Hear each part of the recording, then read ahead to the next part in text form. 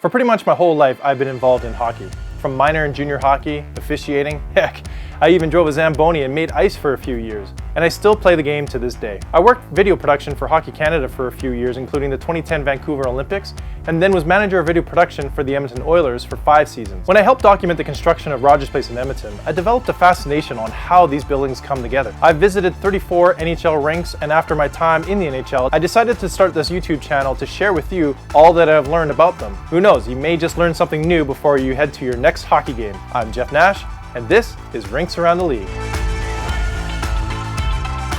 Hey everyone, welcome to Rinks Around the League. Of course, I'm your host, Jeff Nash. And you're in for a treat because on this episode, it's going to be a little bit of a tutorial on how I make those cool panorama shots of the NHL rinks that I've visited so far. I've seen some teams here on social this season try and kind of replicate this shot.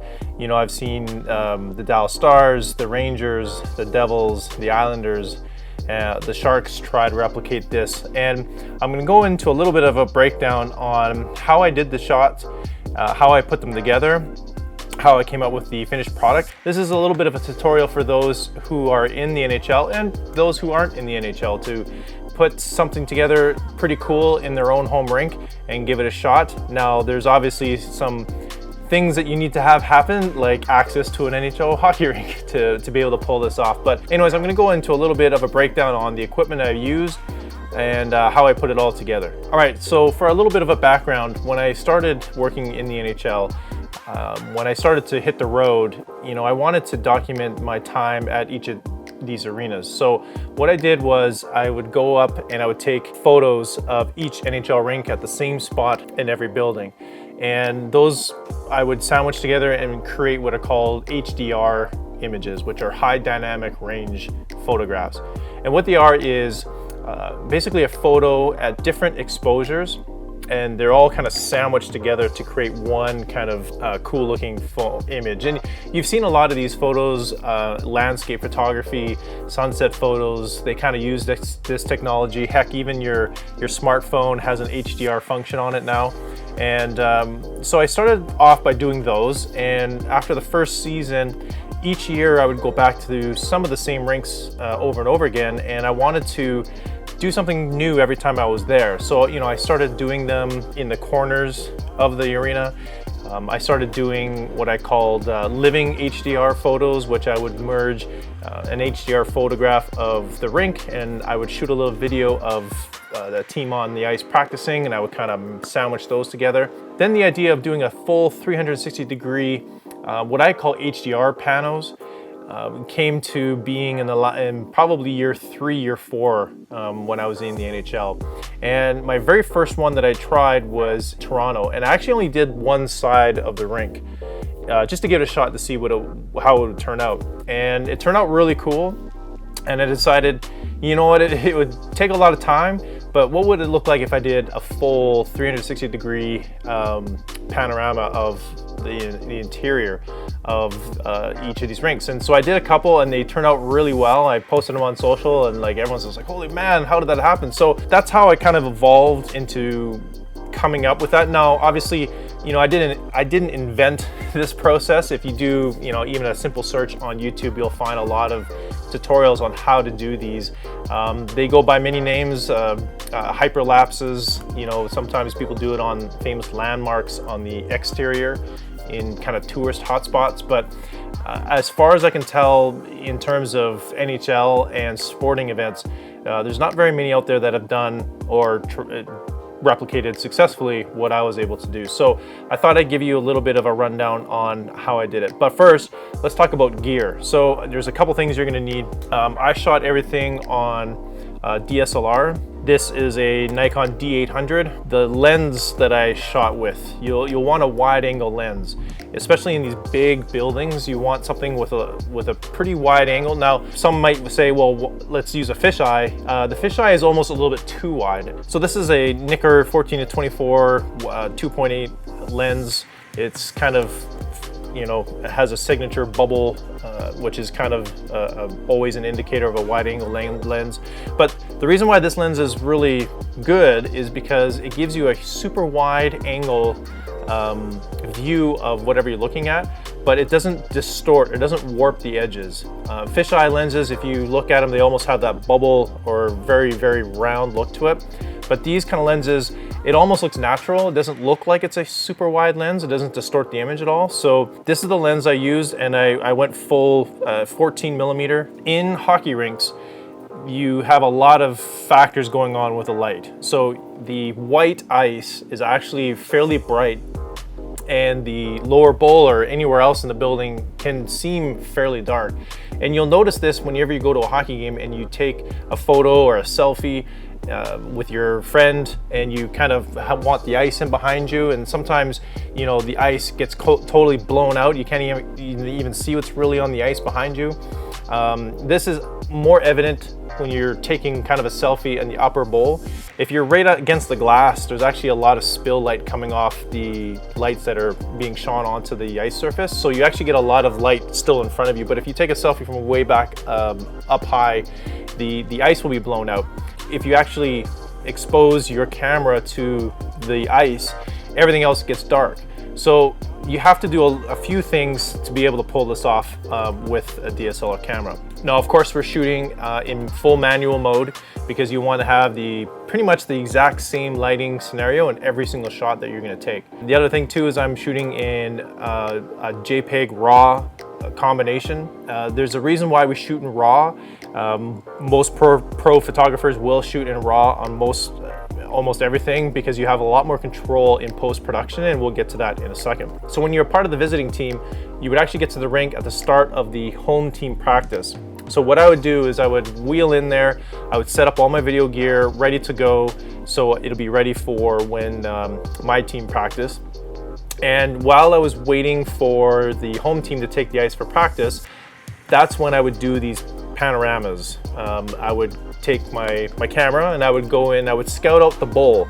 So one of the tricks when doing this is you want to pick a row of seating that is continuous through the entire bowl.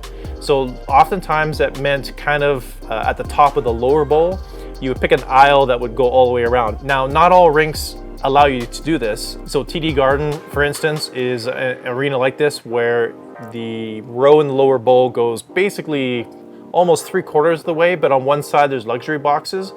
But all that means is that I'm literally hopping each wall partition in each luxury box to create the loop. And then what I would do is I would go straight smack dab center ice, TV center. So you're looking at the red line, and all the logos on the ice are facing, and you can read them, they're facing the right way toward yourself. And then I would literally put up my camera and I would line it up. Now, lining up is key when putting this together. You don't have to be absolutely perfect, but it really helps if you get it as close as you can. So inside the viewfinder, if you have one of these cameras, you'll know that there's like a focus assist grid on it. And on the D800, there's actually like basically a cross. And the lower part of the cross I would highlight, and I would line that little circle with center ice. Now, when you're dead center of the rink and you're going like this and you can see center ice in the middle, it's really easy to pick up. But as you move to the corners, center ice kind of almost disappears because you're moving farther and farther away from it. So you kind of have to do your best estimate of where it is in the frame. Now, I should also mention that when we're shooting manual here, basically what I'm shooting for is dialing the exposure to whatever the ice is. So I'm not really too concerned if it's too dark, because we're gonna fix that in post, but I'm gonna do an exposure reading on the ice and make sure I have a correct exposure of the ice surface. And another thing, because we are capturing the seats in front of us, the ice sheet, the seats behind, the roof, the banners, everything, you're gonna have to shoot in a fairly small aperture. So this might mean you actually have to dial up the ISO. And I know this is all foreign to anyone who's watching this, but if you shoot photos before, you know what I'm talking about. And if you don't, maybe do a quick tutorial on photo beginners, understanding aperture and shutter speed and ISO. and come back to this section because it'll make sense to you. But in any case, you want to shoot, you want to have that happy mix of a low enough ISO that you're not going to have a lot of noise in your photos, but you have to have an ISO that works well with a small aperture, which means you're probably going to be shooting at an aperture of maybe f16, and you're going to be shooting at a shutter speed of maybe 125, depending on the ISO readings that you're getting. But it's really important to establish that before you even get started. So that's what I would do. I'd walk right up to dead center ice, I would pick my row, I would set up my camera, take a couple frames, I would look at it, make sure that it's the correct exposure for the ice, and then I would just start shooting. Now, the way I would shoot it, it sounds very tedious, and it is, but I think the payoff is second to none. I would basically shoot a photograph, take a step over, shoot a photograph, take a step over, shoot a photograph, and I would go kind of, you know, quite a fair distance, and I wouldn't even move the camera away from my face. I would just take a picture, step over, take a picture, step over. But at the entire time, I'm actually moving the camera so it's always centered on center ice of the arena. Now that does a couple things. It focuses your pan to one focal point or one point on the ice surface, but it also does something cool, is it actually makes it appear that you're rotating right underneath that scoreboard, with the exception of Barclays Center, of course, but that's a whole nother topic.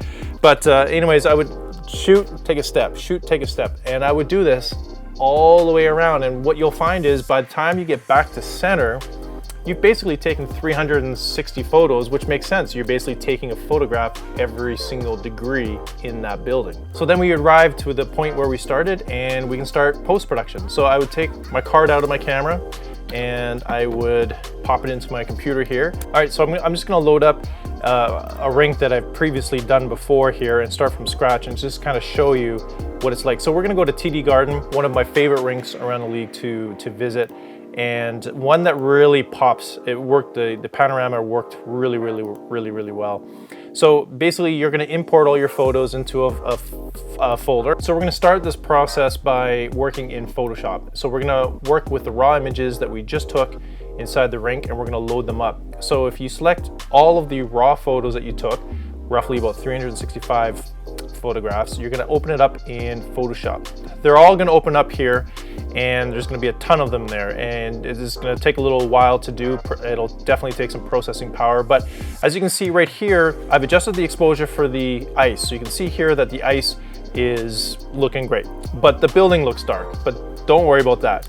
What we're gonna do is we're gonna take this first image, dead center ice, and we're going to change the look of this. So I don't want it to kind of look like this. I want it to look so I can see the roof and the banners, etc. So we're just gonna play around here, and we're going to play around with the exposures, the contrast, the shadows. So we're gonna bring the shadows up, maybe bring the exposure up here like this, maybe dial back the highlights. We pull back the ice, maybe we'll dial in the black just a touch, maybe give a little bit of texture, not too much. So anyways, adjust your image to where you kind of want it to be. Maybe get a little boost of saturation to really accentuate the yellow seats and the banners. I'm pretty happy with this right here. So let's just have a look at it before here. So we'll just toggle on the before and after switch here. So this is what the in raw camera photo looks like. And this is the adjusted image. Now we want to do this to all of our images, and that's really simple in Photoshop. So basically what you're going to do is you're going to select the first one, and you're going to hit Command A for selecting all, and you're going to merge this effect and these changes to all of them. So it's really important that you shoot manual in the camera, because any effect that you're going to apply to the one image here, you can apply to all of them, as long as the settings or nothing changes in the camera settings. So we're going to select all your images, and we are going to do Control click, and then we're going to go up to here to sync settings. And it's going to have this pop up, and you can pick and choose what you want to sync, but for this it's pretty simple. You basically want everything to be synced, and you hit OK. And this is going to take a little bit of time, but it's going to apply that effect to absolutely every single image here. Once we've applied all of our adjustments here, we're not going to hit open because that's going to create a nightmare on your desktop, especially if you're working on a laptop. What we're going to do is we're going to go up to this right hand corner here, and we're going to save these selected images. Now we don't need to save them as raw. What we actually need to do is save them as a JPEG. So here under the file naming selection, we can actually call them Boston Rinks or whatever it is. And we're gonna save them in a folder. Basically, we are done with Photoshop, and now we are going to go and head over to Premiere Pro. All right, so I saved all those. I've just created another folder here called Fixed, and it's gonna put all of those pictures in there. And you're still working at a decent size file size. They're all around 13 megs per photo. So now what I'm going to do is I'm just going to open up Premiere Pro, and we're going to do the stitching together inside Premiere Pro by creating an image sequence, and then we're going to apply some effects to it. And then you're going to import that folder that had all those edited images in. I have those under my folder named Fixed. This is an important part here. You're going to click on the very first image. You're going to go down here to Options, and you're going to click on this. It's called Image Sequence, and you're going to hit Import. Now, what that's going to do is it's going to take all those 365 or 360 photos, and it's going to merge them all into an image sequence. Now, video, that's all what video actually is. It's basically, depending on your frame rate, is 29 frames, 29 images all stitched together per second. This is going to stitch all those photos into however long, or how many photos is however long it's going to be. So it's going to merge all of that into this image sequence here. And basically you're going to drag and drop this into the timeline. This, because the images are quite large, you're going to scale this down so it fits inside your 1080 sequence here. So you're going to right click, control click, and you're just going to say scale frame to size. Now, if you let this play through, it's gonna be very choppy. And that's because during the course of walking around, you're not exactly perfect. You know, you're lining it up as best as you can. You're always trying to keep it as level as you can, but you're keeping it level, and you're walking around, you're gonna have some movement to it, right? So the easiest way to do this or to fix this is we're going to apply an image stabilizer. So we're just gonna go up to Effects here, and we're just going to type in warp stabilizer, and we're going to drag and drop that over top. And what now this is going to do is it's going to smooth that all out for us. Now, when you drop this into your timeline, because we're shooting on a DSLR and we're editing in 1080 video, you are going to have some black bars along the side, but that's totally fine. Just let that be, because what warp stabilizer will do is it's going to zoom in, zoom out, adjust X, Y, Z axis to make sure it's as smooth as possible. And those black bars will actually start to disappear a little bit. And you'll see once it's done analyzing, it'll be smooth, but then the black bars on the side kind of do funky things. So we're just gonna let that render out here. It's gonna analyze in the background here. While we're waiting for this to render out, one person sent me a link to something called photogrammetry, which is kind of very similar to this. Photogrammetry is basically taking a series of photos of an object to basically kind of do like a 3D version of that object. Now for this one, I guess maybe you could say that it's photogrammetry of the scoreboard, because we go completely around the scoreboard. It's, you know, you get every single angle of the scoreboard and maybe the banners. So that's kind of cool. So if you're bored one day and you want to look up photogrammetry, this is kind of along the similar lines of what I'm doing here with this project. Another tip is if you start at center ice, do your loop around and end on center ice, because then you can have a continuous loop of it just makes it look like you're going around and around and around and around. And because each time you go around, you kind of miss something. You're looking at the seats, you're looking at the ice, you're looking at the scoreboard, you're looking at the banners, and you almost need a couple times to look around to see all the cool things in those buildings. And then what was really cool is in some of the buildings, like former Rexall Place and Rogers Place and Joe Louis Arena and Little Caesars Arena, was I was able to do these HDR panels in both rinks, and I was able to do this really cool effect where I would start out in the old rink, I would go around, you know, a quarter of the rink, and then I would do like a cross dissolve into the new rink to kind of show how much bigger and how much nicer the newer rink is. And then, you know, do a continuous lap around, and then just towards the end I would cross dissolve back to the old rink. So there's some really cool things you can do with this. If I would have stayed longer in the league, I would have loved to do this kind of effect walking into the rink, going down, going around, moving up and down the building, and like there's so much you can do creatively through this. But this was something simple that I could knock off before morning skate. It doesn't take that long to put together, honestly, and it just really looks really cool. All right, so it's done the warp stabilizer effect. So we're just gonna go back and we're just gonna let this play. You can tell that it's a lot smoother, but the black bars, we wanna get around that. We wanna fill that frame up. So that's a really simple fix. All you gotta do is go back up to your effect controls here and just adjust the scale. So you're just gonna boost the scale just so it fills the frame. You're gonna lose a little bit of the stuff on the top and bottom, but in order to have it the full frame, you just scale it up. And then you just export. You export this puppy out, and usually it's, again, a 10-second clip, but especially on social and on Twitter, is if you have that 10-second clip, but if you start and end at the exact same point, it can just go on continuous loop and no one even knows when the clip starts and ends. So anyways, that's a little bit of you know, I think if you're not really tech savvy, your mind might be melted at this point. But you know, if you're someone in the industry who has the tools and works with this stuff every day, I think this is you know, when you see it, you're like, oh, okay, well that's easy, you know. So anyways, I saw some examples this year of something similar to this, and I thought, you know, why don't I just show you guys how I did it? So there you go. Now, if you're in any of these rinks, I've reached out to a few rinks, especially the newer rinks, Seattle, New York, even the new scoreboard in Philadelphia. I've actually reached out to all those organizations and I haven't heard back yet. So if you work for any of these organizations and you want one of these done in your rink, watch this video, obviously, or I'm available. It was one of the things I love to do. So if you want, hit me up in the DMs and I can help you out.